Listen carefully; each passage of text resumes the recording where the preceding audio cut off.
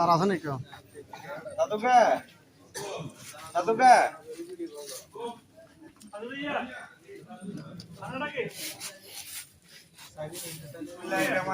এদের video call দিবলে কথা জানা যায় আগত মুসলিয়ান বিন্দু আসসালামু আলাইকুম। আপনারা যা জানাজায় এসেছেন ওনাকে সবাই আপনারা চিনেন। আপনাদের সকলে দিদের ভাই।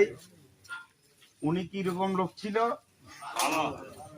ওনার মতো সহজ সরল লোক আমি আর দেখি নাই। আমরা অনেক জানাজায় উপস্থিত হই, কেউ কারো ভাইয়ের কেয়ারফ, কারো বন্ধুর কেয়ারফে যায়, বা অনেকাংশে দেখা যায় আমাদের প্রিয় লোক, কিন্তু ওনার একটা মাত্র ছেলে, একটা মাত্র মেয়ে। আমার জানা মতে আমি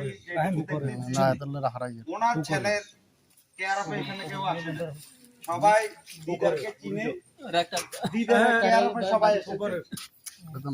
তো আমি যতটুক যাদেরকে দেখতেছি প্রায় লোককে এই দিদের কাকা অনেক সময় আমার জানা মতে বিরক্ত করেছে।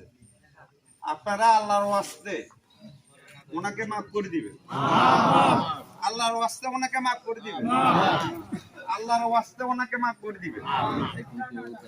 আর একটা